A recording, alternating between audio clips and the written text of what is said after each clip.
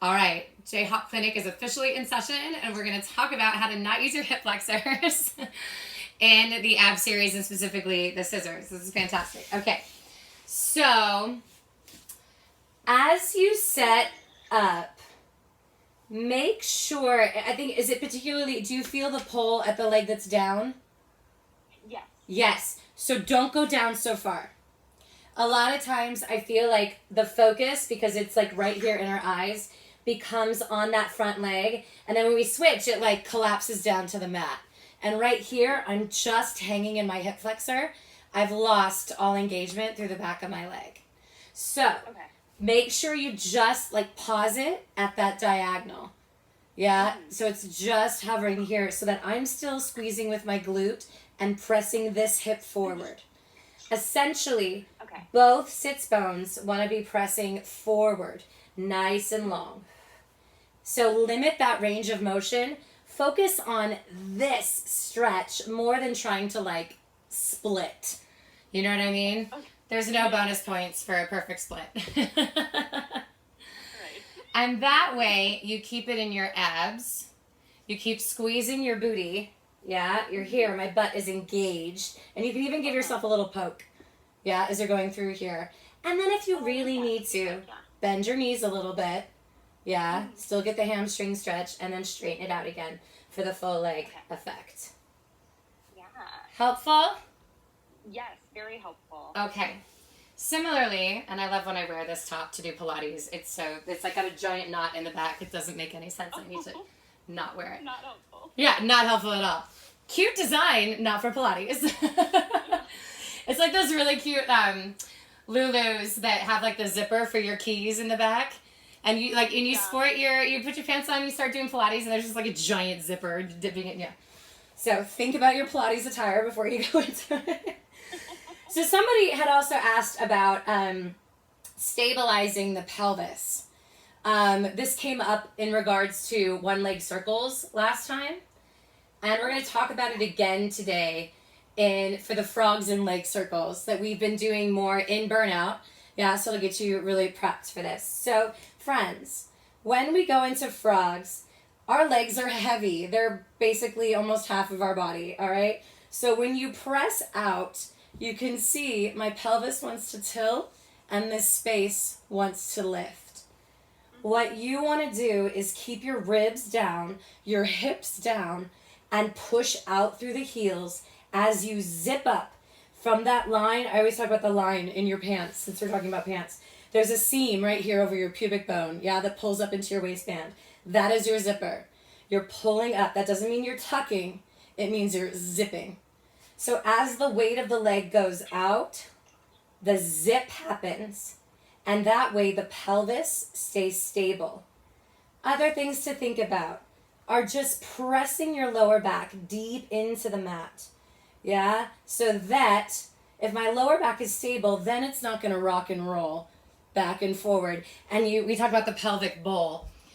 And that means that your bowl is teeter-tottering back and forth. And you want it to stay really, really stable. So that's oftentimes why I keep these slower. Yeah, I'm not going to go out and in and out and in because that becomes really hard to control. So 2 counts out, 2 counts in, 2 counts out, 2 counts in. When you start those circles, double down on that zip, stretch your feet, and make them small, similar to what we were just saying. Just limit your range of motion. So that as the legs go low, again, it's going to pull my ribs up, make me arch my back, and I've lost my powerhouse. And then you can get into like injuring your lower back. There's just too many, and you're totally into your hip flexors. Yeah, everything we've been discussing that we want to try to avoid. So if that is happening, just limit that range of motion. Yeah, keep it small, even in that reverse. As the legs go down, I have to pull up, up, up, up, up through my abs so that my abdominals don't follow my legs.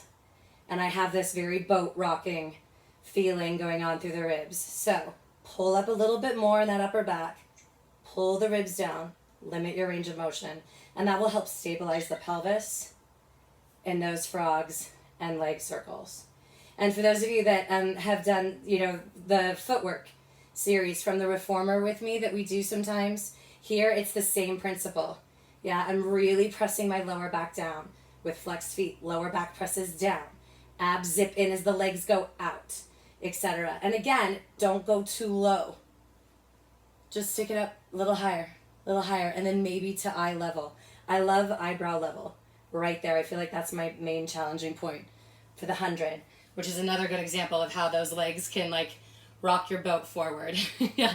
If you extend too low and you're not ready for it, please check out my beautiful. Can you see that like monster bruise I have on my arm? It's so good looking. What did you do? I didn't do anything. I got knocked over by my child. It was so cute. He did this like, Mommy, I love you so much. Never mind the fact that I was like in a squat and he like smashed me against a piece of furniture. It's a love bruise. It's a love bruise, but it is very colorful. I'm just noticing it in the screen. But if you're not ready for those legs to go so low, you're gonna feel it because it's gonna tip your body forward. Yeah. So while I want you always to challenge yourself, yeah, don't take yourself out of your powerhouse into the danger zone. Yeah, you want to stay in the challenging zone without the danger zone happening that's gonna pull you out of your abs. Mm-hmm. So that was stabilizing your pelvis, hip flexors. We are also going to discuss, and I was supposed to do this last time, Miss Christy, I'm so sorry, rock and catch, which is our prep into swan dive. So this one's on our stomach. All right, your legs are open about as wide as your hips. Your hands are down right underneath your armpits. And you're gonna press your chest up a little bit higher than we do in swan. But what can't happen is that you lift your hips. And I'm gonna give you the hot tip why. Because when you let go, where you rock is right on your pubic bone and it hurts. It's very uncomfortable. All right, where you wanna rock is on the belly. So press your hip bones down, plus it's just a better stretch. Yeah, your hip flexors get into it. Then from here, you pick up your hands. I'm just gonna do my hands. My hands come up and I press back up like a push-up. I rock down and I lift. You wanna make sure that you don't drop your forehead and knock yourself out, please. All right, so we rock forward, we pick up our hands, we don't push them forward just yet because we're just rock and catching. As I rock forward on my stomach, I keep my legs straight, do not let those knees bend. I kick both heels, straight legs up to the ceiling, and I come right back. Rock, and I catch. And I rock, and I catch. All right? Watch as you catch, because I'm just noticing myself lifting my hips up too much. So as that momentum gets going, make sure you always come back to that neutral with your hip bones down into the mat. Now, step number 2 of that is to add the arms when you're ready. You reach and you catch. You reach and you catch. All right? That gets you ready to do your full swan dive where you don't catch. You kick, you lift, kick, lift, and then sit back. All right, so those are your stepping stones. I hope that's a little bit clearer. I know Miss Christy totally started to get that in Pilates last week, but I was also supposed to break it down. But those are kind of your stepping stones towards getting your swan dive, which is one of our circus tricks for sure in Pilates. All right, so those were the only 3 things that were submitted to me to go over in clinic today. Miss Alyssa, is there anything else that you want to chat about? Any other lingering thoughts or moves you want to talk about? No, I don't think so. I mean, I want to, continue working on hip stabilization, but I feel like if I focus on too many things at one time, it all gets lost.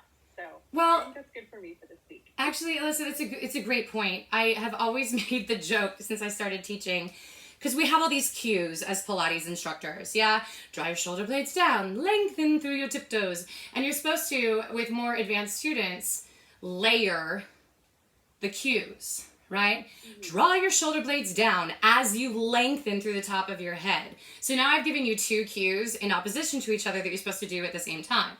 Then I'm going to talk about lengthening through your legs as you zip up your abdominals, yeah? They're complex cues. And then I start making this joke. I'm telling you all this. I'm giving you all these cues. So do this, that, and 500 other things. Yeah, it feels like the 12 days of Christmas and a partridge in a pear tree. Yeah, like, do this, and Pilates, and 500 other things, right? So what you bring up is a really good point. And I think if we could close out our clinic today by, first of all, remembering that this work is humbling, Okay, and I'm feeling that so hard this week because my calf muscle is a hot mess, and here I am, the one doing like stretch videos for everybody, and like, here's what you're supposed to do. Meanwhile, I've incorporated running into my routine, which I never do, and my body is very angry with me. So I don't feel very strong right now. I feel very broken. So this work is very humbling. So we need to remember to be gentle with ourselves. And your homework, I would ask of you all, as you pursue your workouts in the coming week, whenever you watch this video, write down for yourself, like Miss Alyssa was discussing, 2 or 3 things that you really want to focus on, whether that's in one particular workout or in your collection of workouts throughout the week. What are the 2 or 3 things that are your main goals that you want to focus on? I am super tense. My shoulders are killing me. So this week, I'm really going to focus on drawing my shoulder blades down. Yeah, my pelvis is unstable. So this week, I'm really going to focus on hugging my inner thighs and pulling up in my abs. Pare it down. Because if you focus on everything all at once, your gains are going to be really minimal. If you know at the end of the week, you focused on those shoulder blades pulling down and you feel so much better, then your gain is huge. Yeah, you've really accomplished your goals. So just keep that in mind. I think it's a beautiful point, Alyssa, to like focus on what is the immediate thing that I need to, concentrate on. What is my goal for this workout, for this challenge, for this week? And just focus on that. Try not to get too overwhelmed with the thousands of things that us as instructors are going to throw at you. Yeah, because that's our job. To say all the things. And try to say them to the right person at the right time, but, can't always hit the mark, but we try. So it's a really good point, Alyssa. Thank you. It's wonderful to see your face. Thank you for joining today, and I'm so glad I got to see little Miss Emma. Yes, thank you so much. She's so big, I can't handle it. I know. All right. Well, thank you, sweetie. Happy clinic. Yeah. We did another one. I feel better. Thank you so much. I do appreciate that. Bye. Bye.